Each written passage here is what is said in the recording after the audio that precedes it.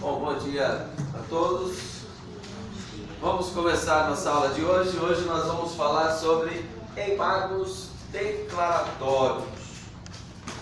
Na aula anterior nós falamos sobre teoria geral dos recursos, né? Então nós estudamos toda a teoria geral dos recursos para que possamos adentrar na matéria específica, ou seja, nos recursos em espécie, certo? Embargos declaratórios, ao meu ver, é uma matéria de extrema importância e nós vamos ver isso no decorrer do estudo, certo?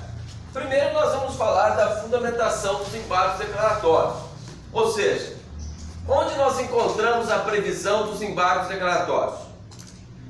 Quando eu falo em embargos declaratórios de primeiro grau, ou seja, quando você vai impugnar via embargos declaratórios em primeiro grau, ele está previsto lá no artigo 382 do Código de Processo Penal. Artigo 382 do Código de Processo Penal, chamados de embargos de primeiro grau. Ou alguns doutrinadores chamam simplesmente de embarguinhos. Talvez vocês vão encontrar essa expressão, embargos de primeiro grau. Mas os acórdãos também proferidos pelas instâncias superiores também podem ser embargadas. E embargos de segundo grau, nós chamamos, puramente e simples, de embargos, cuja previsão está no artigo 619, 620 do Código de Processo Penal, certo? Bom, mas se vocês vão perguntar, será que existem embargos declaratórios nas instâncias superiores? Será que existem embargos declaratórios também no STF, no STJ? É evidente que sim, o Código de Processo Penal tem essa aplicabilidade. Mas junto ao Código de Processo Penal, nós temos o regimento interno dos tribunais.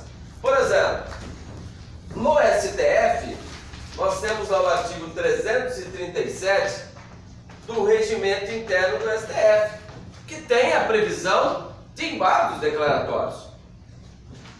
No STJ, nós temos lá no artigo 263 do regimento interno do STJ, que fala dos embargos declaratórios, tá? Outros tribunais também têm a previsão específica em relação a embargos declaratórios. Por exemplo, o artigo 262 do Tribunal Federal da Terceira Região, aliás, 262, ele fala de embargos declaratórios. O Tribunal de Justiça de São Paulo teve atualizado o seu regimento interno de acordo com o novo Código de Processo Civil em abril de 2017, cuja vigência se deu agora em maio de 2017. Ele já contempla os embargos declaratórios, não expressamente no regimento, mas é aquele previsto lá no novo Código de Processo Civil. Tá? O novo Código de Processo Civil, ele regulou os embargos declaratórios. Os novos embargos declaratórios, cuja previsão está lá no artigo 1022 ao artigo 1026 do novo Código de Processo Civil. E nós vamos aí argumentar algumas questões envolvendo o novo Código de Processo Civil e nosso estudo específico do Código de Processo Penal. Mas além deste fundamento, nós temos também a previsão de embargos declaratórios em sede de juizado especial. Por exemplo, a Lei 9.095, 9.099 de 95, que trata do juizado especial, lá em seu artigo 83, ela fala em cabimento de embargos declaratórios. Tá? Então está previsto lá no artigo 83. Então esses são os fundamentos dos embargos declaratórios. Agora, essa é a fundamentação onde estão previstos os embargos declaratórios. Lembram daquele primeiro requisito objetivo do recurso, que é o cabimento? Ele tem que estar previsto em lei e essa é a previsão dos embargos declaratórios. Agora, outro ponto que nós vamos começar a estudar é em relação à decisão a ser embargada. será que os embargos somente têm cabimento de sentença, artigo 382, embargos de primeiro grau? Ou será que somente de acórdão de segundo grau? Por que esta pergunta? E decisões interlocutórias são passíveis de embargos declaratórios? É evidente que sim, desde que padeça qualquer um dos vícios de contradição, omissão, obscuridade e ambiguidade aqui no processo penal, é possível você impugnar via embargos declaratórios. Certo? Então, qualquer decisão, não só sentença. O ministro Marco Aurélio, do Supremo Tribunal Federal, ele vai adiante. Ele diz que até mesmo despacho que tenha força decisória, é possível você embargar aquele despacho que tenha força decisória. E nesse sentido, o novo Código de Processo Civil, lá no artigo 1022, ele já diz que cabe embargos declaratórios de decisões.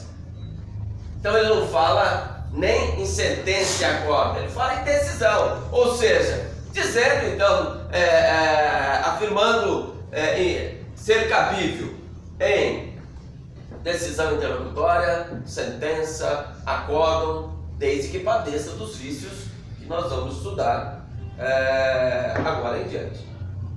Tudo bem, então? Sobre as decisões a serem impugnadas via embargos declaratórios? Tranquilo? Alguma pergunta? Então vamos falar de legitimidade. Depois nós vamos falar das hipóteses de cabimento de embargos declaratórios. Certo? Legitimidade. Quem tem legitimidade para propor embargos declaratórios? Essa legitimidade coincide com a posição de parte. O Ministério Público tem legitimidade para propor embargos declaratórios? Sim. Até mesmo em favor de quem? Até mesmo em favor do réu. O réu tem legitimidade para propor os embargos declaratórios? Sim. Ainda que ele tenha sido absolvido? É lógico que sim. Se for necessário o esclarecimento de algum ponto, ele tem sim legitimidade. O assistente de acusação, também habilitado no processo, tem legitimidade, ainda que seja parte contingente do processo, ou seja, ele pode existir ou não, mesmo diante da sua inexistência, o processo se desenvolverá regularmente. Então o assistente de acusação tem legitimidade para propor embargos declaratórios.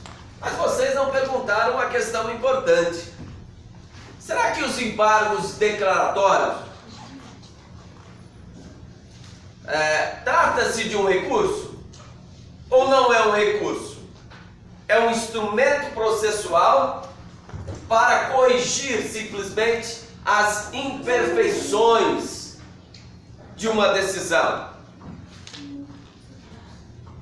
Ou será que são verdadeiros recursos? O que vocês acham? A meu ver, eles são recursos, porque eles podem mudar a decisão. Mas os embargos são cabíveis para modificar a decisão? Porque se o juiz profere uma sentença condenatória, será que os embargos serviria para você modificar a sentença condenatória? Ou para isso existe um recurso previsto que é a apelação? Então ele não tem efeito modificativo. O efeito dele é para corrigir as imperfeições da decisão? Sim, mas em algumas hipóteses nós vamos ver que poderá ser dado efeito infringente aos embargos declaratórios. Será objeto de estudo na sequência, mas esta não é a regra, é a exceção. Então vamos lá, vamos decidir essa questão. Para Fernando Capês, para Mirabete, não trata-se de um recurso, é o simples meio de correção de uma decisão, né, sanando as suas imperfeições, as suas omissões, a sua contradição, obscuridade, né, não é um recurso. Já para a maior parte da doutrina, né, Edilson Bonfim Mongenor já entende que Edilson Mongenor Bonfim entende que trata-se de um verdadeiro recurso. Tourinho entende que trata-se de um verdadeiro recurso. É um recurso protocolado pela parte, tendo em vista o gravame que sofrera com aquela decisão obscura, omissa, contraditória ou ambígua. Tá? Mesmo porque esses embargos declaratórios eles se instauram dentro da própria relação jurídica. Não instaura uma nova relação jurídica para dizer que não se trata de um recurso. Ademais, eles estão previstos no Código de Processo Penal no capítulo específico dos recursos. Então prevalece o entendimento que trata de verdadeiro recurso os embargos declaratórios, respeitando aí as opiniões encontradas. Tudo bem até aí?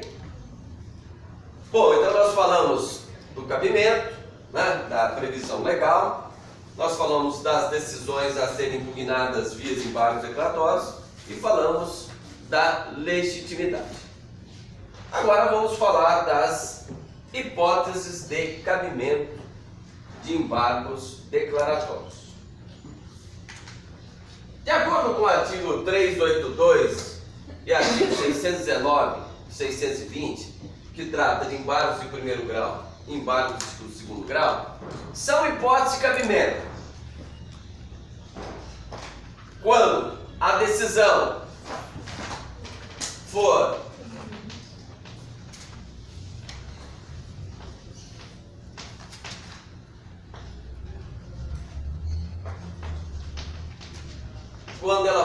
ambígua, ou seja, existir uma ambiguidade, quando ela for obscura, padecer do vício de obscuridade, quando ela for contraditória ou quando ela for omissa. Então, de acordo com o Código de Processo Penal, que permanece vigente nesse aspecto, diz que caberá embargos declaratórios em sentença ou acordo, decisão interlocutória, ou conforme já adiantei na visão do ministro Marco Aurélio, até despacho com força decisória, se for ambígua, obscura, contraditória ou omissa. Essas são as 4 hipóteses de cabimento em embargos declaratórios. Certo? Já o novo Código de Processo Civil, ele já não trata mais da ambiguidade. Então, o novo Código de Processo Civil, lá no artigo 1022, ele não fala mais de ambiguidade. Ele fala, caberá embargo declaratório das decisões que for obscura, ela for contraditória, ela for omissa. E aí ele trata dos casos quando que uma decisão poderá ser considerada omissa. Certo? E um detalhe interessante, só a título de conhecimento. Antes do novo Código de Processo Civil, o juizado especial, ele tinha estas mesmas hipóteses de cabimento. Só que, ao invés de ambiguidade, no juizado especial continha a expressão dúvida. Isso antes do novo Código de Processo Civil.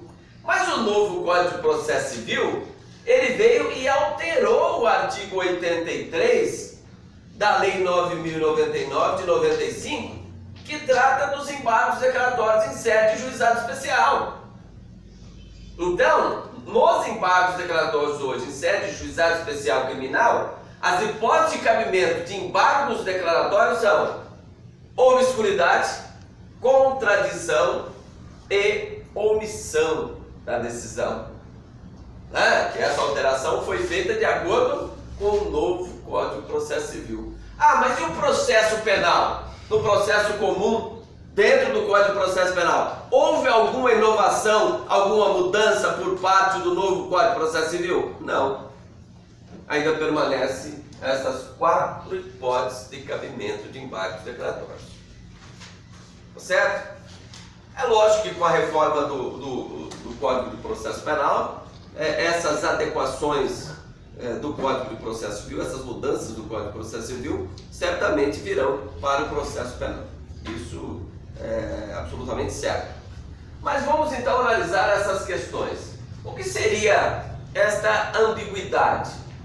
Ora, o juiz, quando profere uma decisão, seja uma sentença, ou tribunal, um acordo, né, é necessário que esta manifestação de vontade, que é a sentença, que é lógica, intelectual, formal, ela deve ser clara, precisa, objetiva. Não é isso que nós estudamos anteriormente? E nesse caso, quando uma sentença tem uma ambiguidade, significa que o juiz usou palavras, né, ou frases de duplo sentido, de dupla interpretação. E isso não pode ser admitido, porque isso vai fazer com que você não interprete bem aquela sentença. E isso poderá dificultar também a sua possibilidade de recorrer sobre aquela decisão, a qual padece desse vício da ambiguidade. Certo? E nós temos a obscuridade. Uma decisão que é obscura significa o quê? Falta clareza, né? Falta clareza, falta objetividade, falta clareza. Alguns doutrinadores dizem o seguinte: olha, a ambiguidade é um grau de obscuridade. Se tem duplo sentido, na verdade, aquela decisão ela é obscura. Então, por isso que alguns doutrinadores dizem o seguinte: olha, a ambiguidade não deixa de ser um grau de obscuridade. Certo? E nós temos aí a contradição.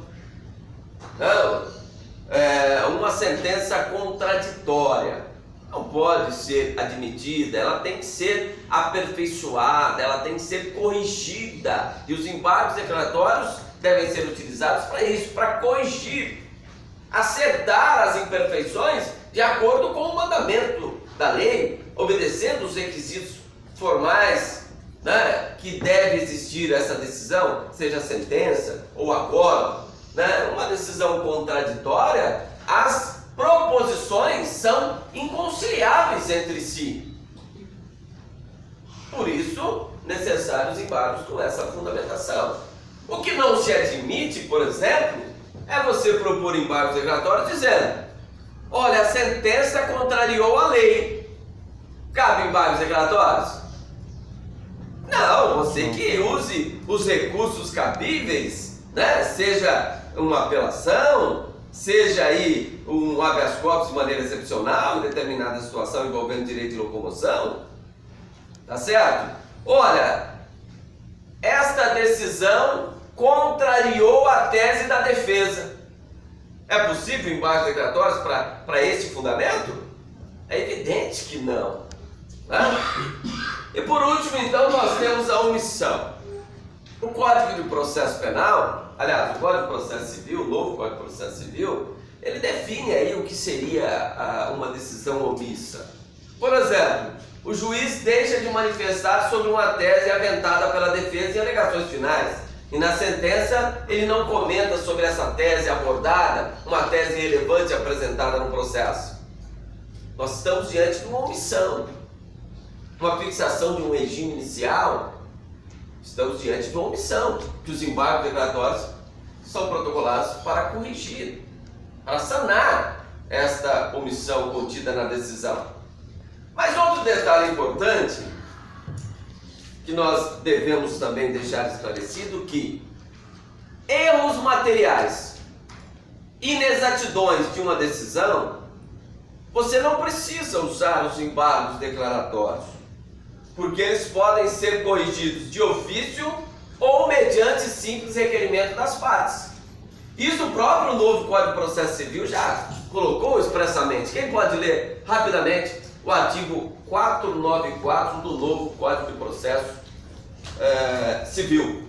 E também, nesse sentido, o parágrafo 3º, aliás, inciso 3º do artigo 83 da Lei 9.099 de 95, que fala dos erros materiais ou inexatidões contidas na decisão.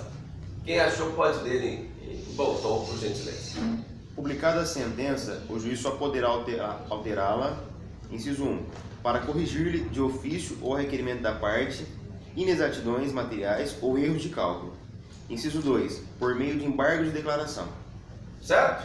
E o artigo 83, parágrafo 3º da Lei 9.099 diz o quê? Desde 95 já tinha foi feita essa previsão.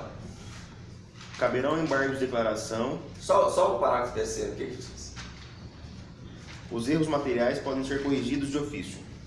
Tá certo? Então, nesse caso, se existe um erro material, né, um erro de cálculo, poderá ser corrigido de ofício, independentemente da propositura de embargos declaratórios, até mesmo através do quê? De requerimento das partes.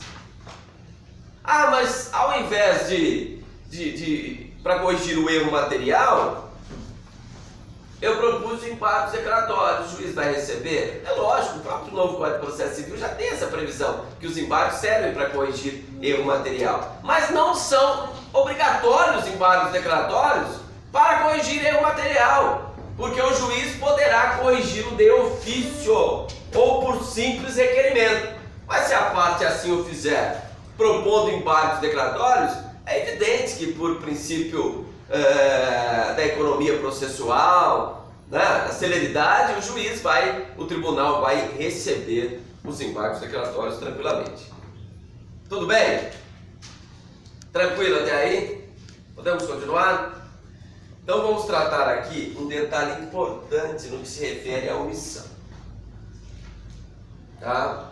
E vamos ler a súmula 356 do STF, porque se o acórdão é omisso sobre a sua tese aventada e você não propõe embargos declaratórios visando, né, suprimir esta omissão, é evidente que vai faltar o pré-questionamento e é evidente que você não poderá propor recurso especial, recurso extraordinário ou ambos, por faltar o pré-questionamento. Então vamos ler a súmula 356 do STF. O ponto omisso da decisão, sobre o qual não foram opostos embargos declaratórios, não pode ser objeto de recurso extraordinário, por falta do requisito de pré-questionamento. Olha, vamos entender bem esta súmula. Vamos imaginar que desde primeiro grau, eu estou falando para o juiz que aquele preceito sancionador daquele artigo qual o cliente está sendo processado, ele é inconstitucional porque viola o princípio da proporcionalidade. O juiz na sentença falou que não, que ele é constitucional. Eu apelei em preliminar de apelação, eu digo, olha, aquele preceito sancionador ao qual o juiz utilizou para condenar o meu cliente, ele é inconstitucional porque viola o princípio da proporcionalidade. Eu fiz isso em preliminar no recurso de apelação. Chega lá no tribunal, ele vai julgar a apelação. Aí ele julga a apelação, julga improcedente, fala que a sentença está correta, que o réu então merece ser condenado e julga, nega provimento ao recurso de apelação. Tá? A decisão foi unânime, ou seja, não cabe embargos infringentes, então eu teria uma decisão de última instância. Eu poderia propor aí, por exemplo, um recurso extraordinário porque houve uma violação da Constituição Federal que trata do princípio da proporcionalidade? Poderia? Não poderia. Por quê? O acórdão mencionou a minha tese de inconstitucionalidade por violação do princípio da proporcionalidade. Ele mencionou isso, o acórdão? Não. Se ele não menciona, como que o STF julgaria num recurso extraordinário essa questão que não foi ventilada no acórdão? Então isso é o pré-questionamento. Nesse caso, eu precisaria propor embargos declaratórios, tendo em vista a omissão do acórdão sobre a minha tese de inconstitucionalidade, para que nos embargos declaratórios o relator possa manifestar sobre a minha tese. Aí, quando ele manifestar sobre a minha tese, estará suprida a omissão, estará pré-questionada a matéria, porque o pré-questionamento é um dos requisitos para o recurso especial e recurso extraordinário. Olha a importância então da súmula 356 e a observância deste procedimento em se tratando de omissão da sua tese ventilada, né, que não foi tratada expressa, né, ou implicitamente no acordo. Aí você tem que propor os embargos declaratórios sob pena do seu recurso especial ou extraordinário não ser conhecido. Certo? Tudo bem? E você vai propor os embargos declaratórios sempre direcionado a quem? Quem proferiu a decisão. Se foi um acordo, você vai embargar o acordo, você vai direcionar seus embargos declaratórios ao relator da apelação, ao relator do processo. Se foi em primeiro grau, você vai direcionar os seus embargos declaratórios ao juiz que proferiu a decisão. Tá?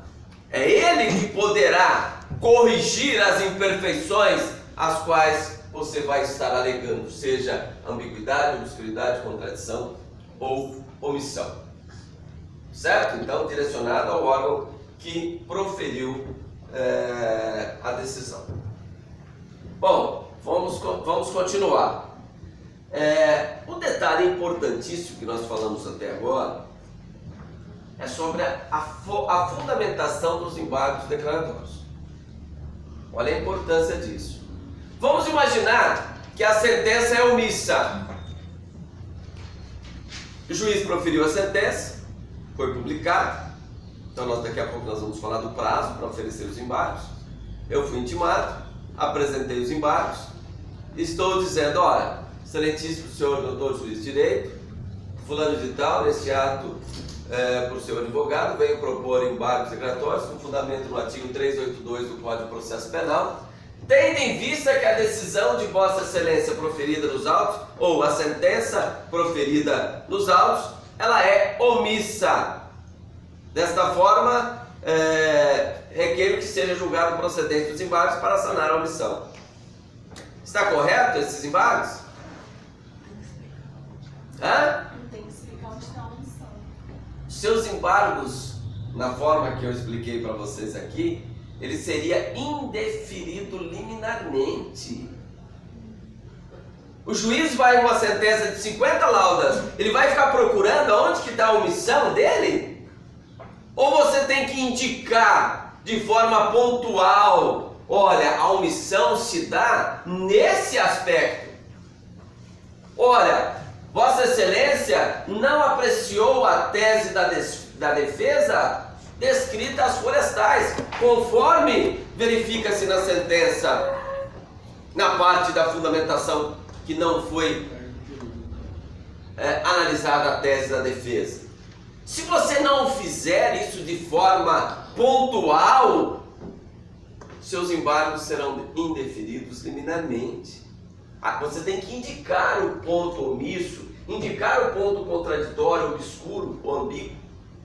Senão seus embargos não serão conhecidos, serão indeferidos liminarmente. Isso significa o quê? Se o juiz indefere liminarmente, que vocês iriam proceder? Qual a ação que vocês iriam proceder? Você entrou com os embargos. Primeiro grau, de uma sentença, o juiz indeferiu liminarmente, não conheceu os embargos. Se ele conhecer os embargos e julgar improcedente, você vai entrar com outro recurso. Se for a sentença condenatória, você vai entrar com apelação. Não é isso? Agora, se ele indeferiu liminarmente os embargos, nem conheceu se a sentença, você fala que é omissa, mas só que você não impugnou corretamente, e aí o juiz indeferiu liminarmente. A única solução que você tem é apresentar a apelação e, em preliminar de apelação, você vai alegar, né, aquela omissão, tá? Quando os seus embargos foram indeferidos liminarmente. Por quê? Chegando lá no tribunal, o tribunal pode determinar que o juiz de primeiro grau possa suprir aquela omissão. Ou ele mesmo pode corrigir a omissão, desde que não haja supressão de instância. Mas o tribunal assim pode determinar. Agora, em segundo grau, quando você não indica a omissão do acórdão, a obscuridade do acórdão, a contradição do acórdão, os seus embargos declaratórios serão indeferidos liminarmente. E aí, caberia algum recurso nesse caso? O recurso cabível seria o agravo regimental, previsto aí no regimento interno do tribunal. Tá? Então, se os embargos declaratórios foram indeferidos liminarmente, caberia embargos declaratórios. Certo? E agora o novo Código de Processo Civil traz uma questão interessante. Se a decisão foi julgada monocraticamente, os embargos declaratórios de segundo grau serão julgados também monocraticamente. É uma inovação trazida aí no novo Código de Processo Civil. Certo? Tudo bem essa questão da impugnação? Que ela deve ser específica, ela deve ser pontual, sob pena dos seus embargos nem ser conhecido. Tá? Agora outra questão intrigante também que nós vamos estudar. Via de regra, os embargos declaratórios não terão efeitos infringentes. O que significa isso? Os embargos servem para modificar uma decisão, uma sentença, um acórdão? Servem para isso? Se servir, então não precisa de apelação, não precisa de recurso especial. Quando o juiz extraordinário, quando o juiz profere uma decisão, ele não esgota a sua atuação jurisdicional. O que ele pode é, de ofício, corrigir erros materiais ou inexatidões, ou através dos embargos declaratórios, suprir as imperfeições, quais sejam as omissões, as contradições, a obscuridade, a ambiguidade. Ele vai corrigir, ele não vai modificar a sua própria decisão. Então os embargos declaratórios não terão efeito infringente. Mas vamos imaginar o seguinte: a contradição é de tamanha monta que quando você entrou com os embargos declaratórios em primeiro grau, tá? E o juiz vai sanar essa contradição, ele modifica a parte dispositiva da sentença. Por quê? Olha, para o juiz sanar aquela contradição, ele vai ter que modificar a parte dispositiva da sentença. Aí nós falamos que nesse caso, os embargos terão o quê? Efeito infringente. Quando, ao sanar qualquer um dos vícios, hipótese e cabimento dos embargos declaratórios, modificará a parte dispositiva da sentença. Aí ele terá efeito infringente. Efeito modificativo, que é a exceção, não é a regra. E nesse caso, vai ter um detalhe a ser observado. Como que funcionam os embargos? Um dos fundamentos para falar que não seria um recurso, porque nos embargos ouve-se a parte contrária. Ouve-se a parte contrária nos embargos? Esse é um dos fundamentos que levam aqueles que admitem dizer, não se trata de um recurso por isso também. Não prevalece. Mas nos embargos, então, via de regra, se processa inaudita altera partes, ou seja, não ouve-se a parte contrária. Então, a defesa propôs os embargos de uma sentença, o juiz vai julgar os embargos sem ouvir o Ministério Público, certo? Mas toda vez que o juiz verificar a possibilidade que, ao julgar os embargos, poderá ocorrer o efeito modificativo, o efeito infringente, obrigatoriamente ele vai fazer o quê? Intimar a parte contrária. Então, se foi o réu que entrou com os embargos, o juiz visualiza a possibilidade de efeito infringente, ele vai mandar intimar o Ministério Público a manifestar os embargos. Isso por quê? Para evitar uma violação ao princípio do contraditório e à ampla defesa. Isso já vinha sendo admitido pela doutrina e pela jurisprudência, essa obrigatoriedade. Mas agora está expressamente previsto lá no artigo 1023 do novo Código de Processo Civil. Quando o juiz ou o tribunal verificar a possibilidade de dar efeito infringente dos embargos, obrigatoriamente a parte contrária deverá ser estimada a manifestar os embargos, para que não haja ofensa ao contraditório e à ampla defesa. Tudo bem? Tranquilo? Continuando. Prazo dos embargos declaratórios. Bom, aqui é um requisito objetivo que deve ser observado, não é? Que é a tempestividade. Tá? Qual é o prazo dos embargos declaratórios? Se for embargos de primeiro grau, 2 dias. Embargos de segundo grau, 2 dias. Tá? Os tribunais superiores podem tratar em seus regimentos internos prazos diferenciados. Por exemplo, os tribunais superiores, 5 dias. O próprio juizado especial, lá no artigo 83 da Lei 9.099, ele fala que os embargos terão prazo de 5 dias. Então, se o juiz de primeiro grau profere uma sentença, você terá quantos dias para embargar a sentença? 2. Quantos dias para você embargar um acórdão de segundo grau? 2. Se for uma decisão do juizado especial, 5 dias.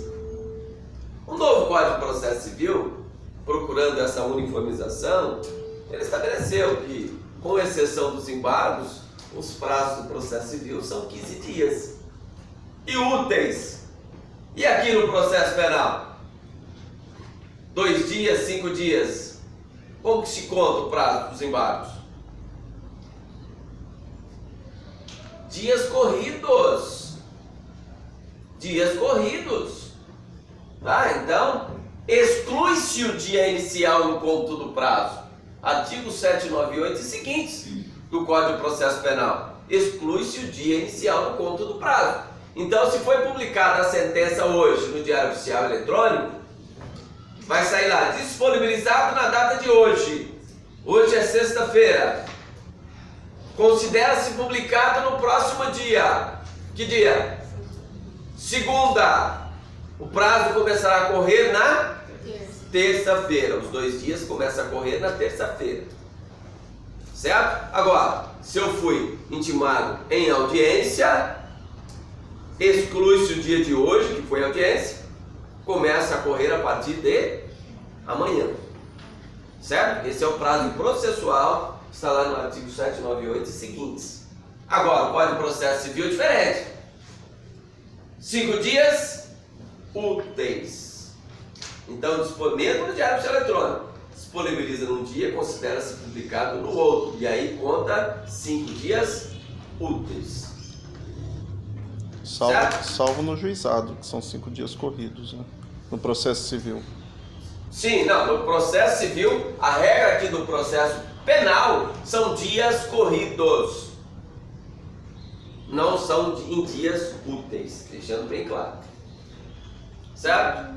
Tudo bem sobre o prazo dos embargos declaratórios?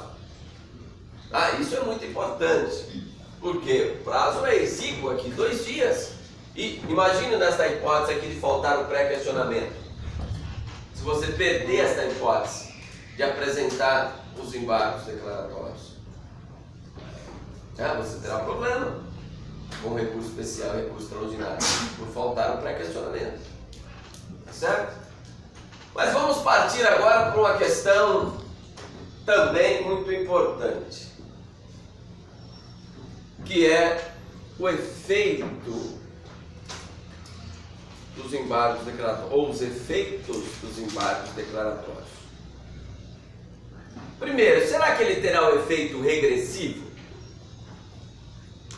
O juiz poderá modificar sua decisão? Isso não é o efeito regressivo, diferido ou iterativo? Não é isso que nós estudamos já na teoria geral? Os embargos terão esse efeito? terão efeito regressivo, mas não no sentido de modificar o próprio julgado, porque com a sentença, com o acordo, esgota a atuação jurisdicional. Mas ele poderá corrigir as imperfeições, os erros contidos na sentença através de embargos declaratórios, as omissões, as contradições? Sim. Então, devolve-se a ele a possibilidade de corrigir, de adequar, de acertar a sentença, aclarar a sentença, corrigir as imperfeições. Por isso, afirmamos que ele tem um efeito regressivo, não no sentido de modificar a própria decisão, exceto quando falamos de efeito infringente, que será sempre exceção e não a regra. Tudo bem? Mas agora é o efeito principal que nós temos que argumentar. Será que ele tem um efeito suspensivo ou interruptivo?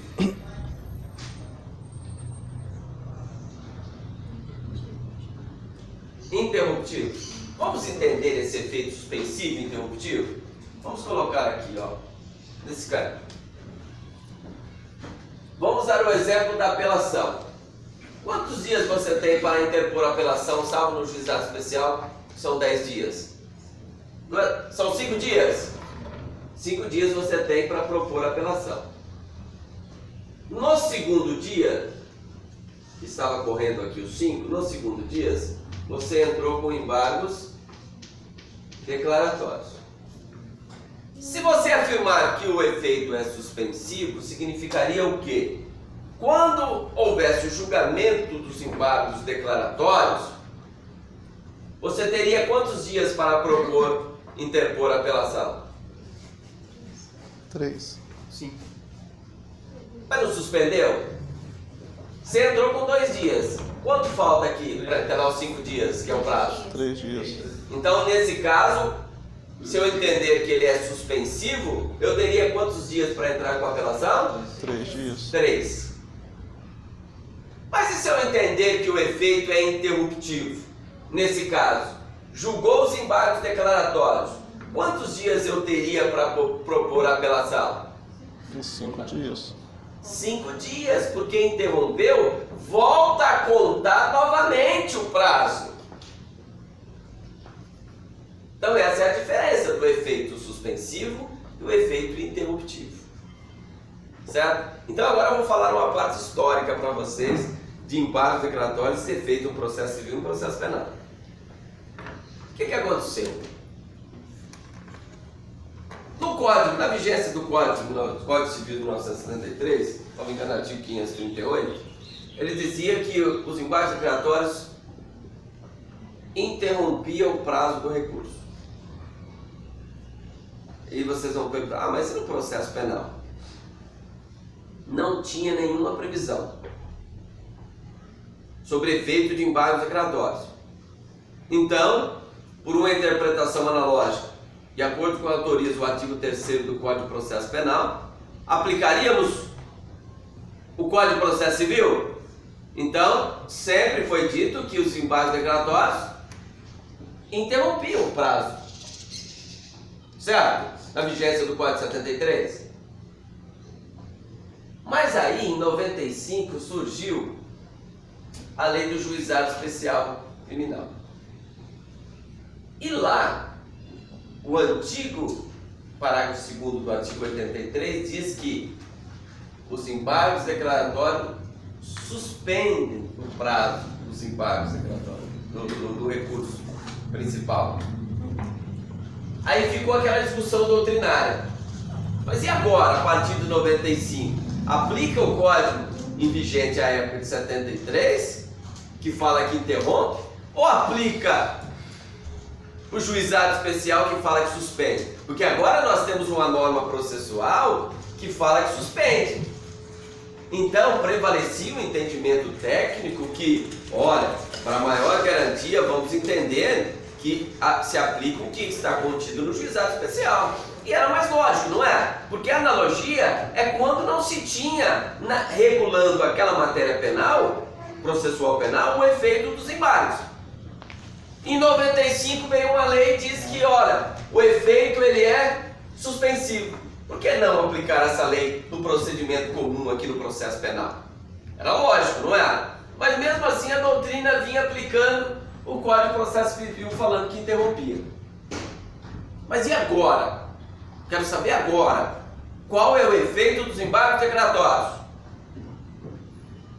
O novo Código de Processo Civil, lá no artigo 1026 do novo Código de Processo Civil, diz o quê? Quem pode ler? Qual é o efeito atual dos embargos declaratórios de acordo com o novo Código de Processo Civil? Artigo 1026.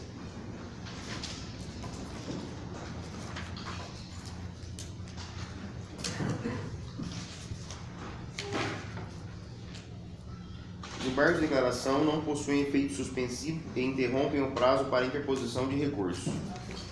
Tem alguma dúvida então?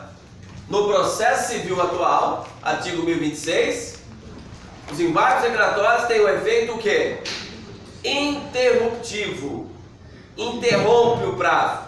Então você tem 15 dias para interpor recurso especial extraordinário.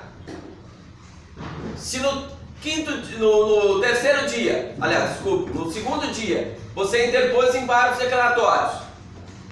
Quando for julgado os embargos declaratórios, quantos dias você terá para propor o recurso especial extraordinário? 15 dias, porque volta a correr, não interrompeu? Volta a correr novamente o prazo completo. Mas e no processo penal? Qual é o efeito dos embargos declaratórios? Primeiro, no Código de Processo Penal não tem previsão de efeito dos embargos declaratórios no Código de Processo Penal. Mas aí, o que o novo Código de Processo Civil fez? Ele foi lá na lei do juizado, lá no artigo 83, parágrafo 2º da Lei 9.095 de 95, e disciplinou. Quem pode ler aí? Qual é o efeito dos embargos declaratórios no juizado especial hoje, de acordo com a mudança inserida pelo novo Código de Processo Civil? Vamos fazer a leitura do parágrafo 2º do artigo 83 da Lei do Juizado Especial.